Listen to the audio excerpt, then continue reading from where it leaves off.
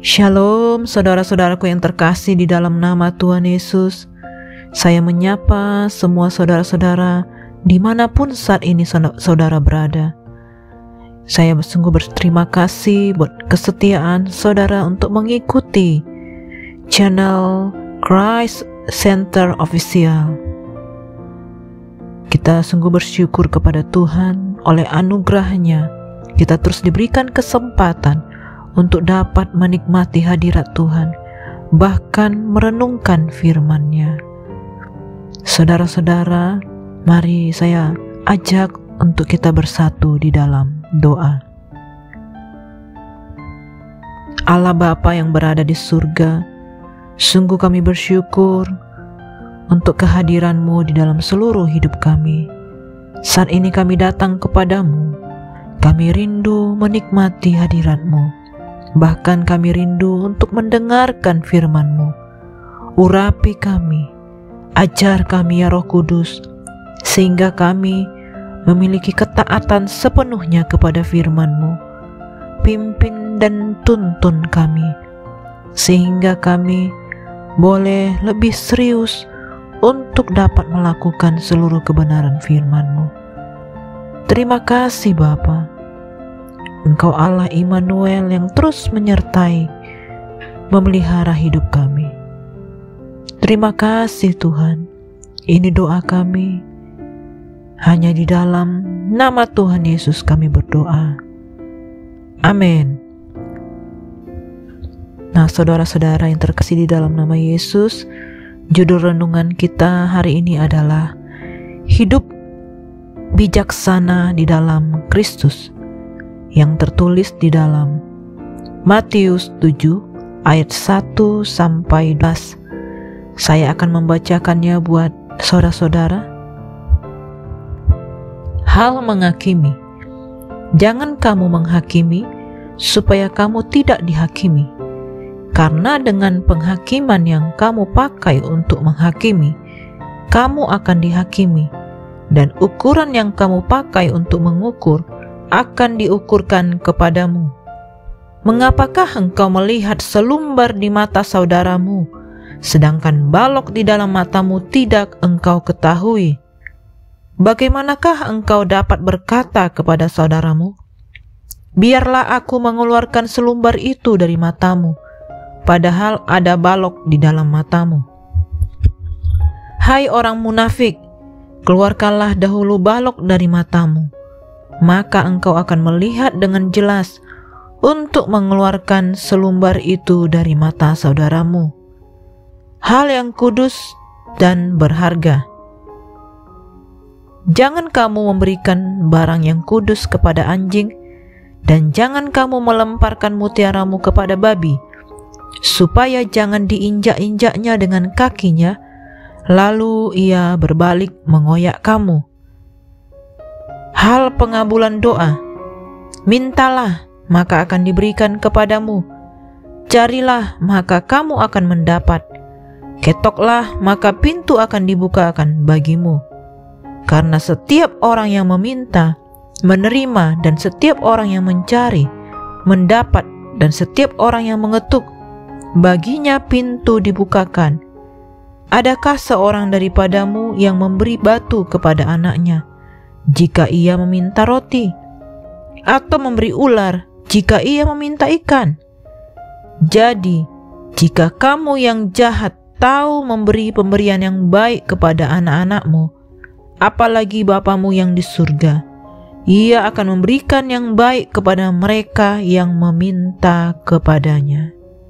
Amin.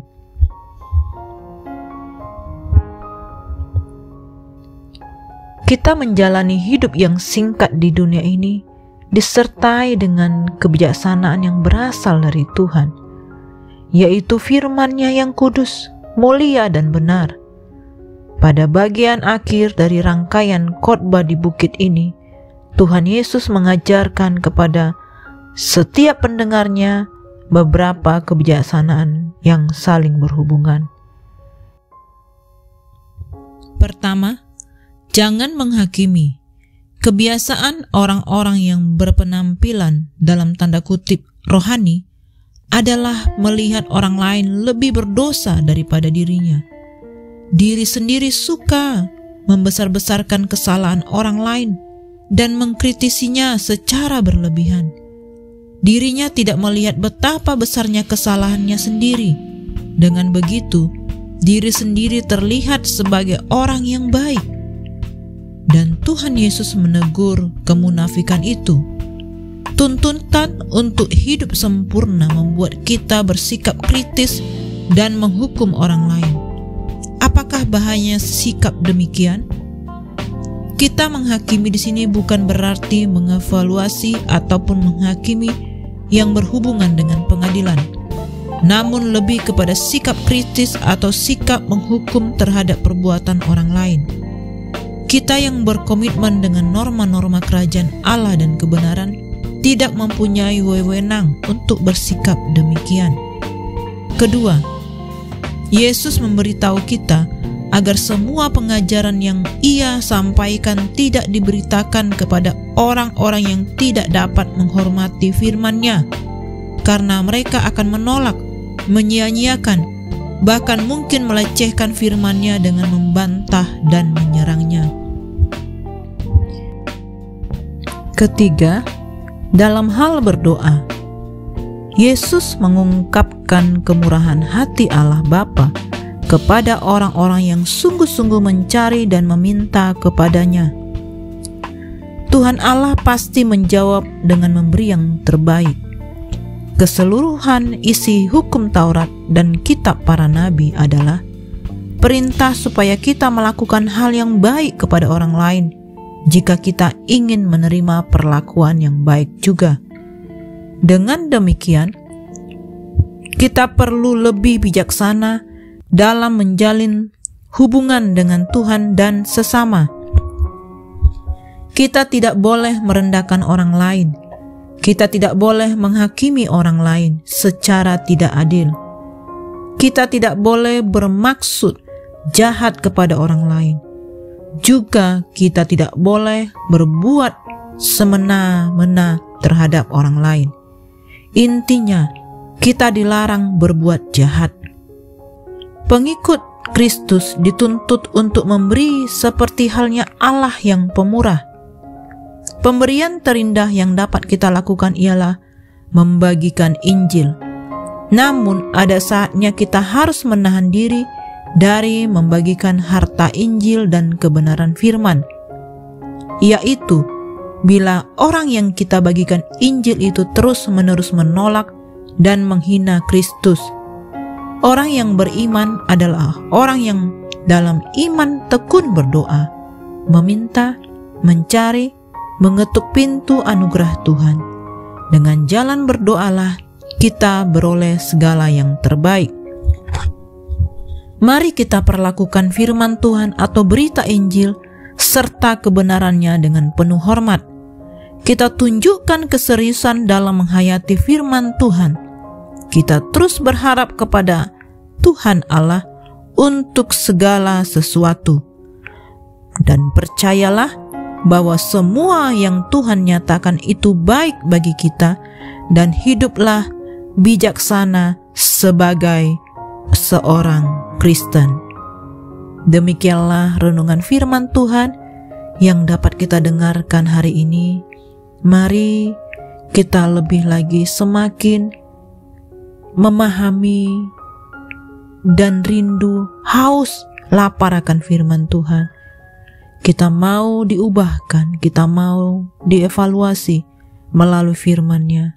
Bahkan kita akan menjadikan firman Tuhan sebagai benih yang ditanam, berakar, bahkan berbuah dalam hidup kita. Mari saudara-saudara kita satukan hati di dalam doa. Terima kasih Bapa yang baik untuk firman-Mu yang sudah kami dengarkan. Firman-Mu menjadi rema di dalam hidup kami. Firman-Mu bertumbuh di dalam kami. Dan kami percaya melalui firman-Mu kami akan memperoleh kemenangan demi kemenangan. Kami tetap setia, kami kuat, dan kami tidak tergoyahkan oleh apapun juga. Ini kami semua dimanapun saat ini kami berada. Tuhan, Biarlah di Sabat ini kami semakin menghormati, mengasihi, memasyurkan nama Tuhan. Bapa, kalau kami rindu beribadah sepanjang hari ini, kami melayani pekerjaan Tuhan, urapi kami, layakkan kami, sehingga kami dapat memasyurkan nama Tuhan dimanapun kami beribadah. Terima kasih Bapa, Engkau yang memberkati setiap kami sepanjang hari ini, dan biarlah nama Tuhan dipermuliakan di dalam kami. Terima kasih Bapa, hanya di dalam nama Tuhan Yesus kami berdoa. Amin. Selamat hari Minggu dan selamat beribadah. Tuhan Yesus memberkati.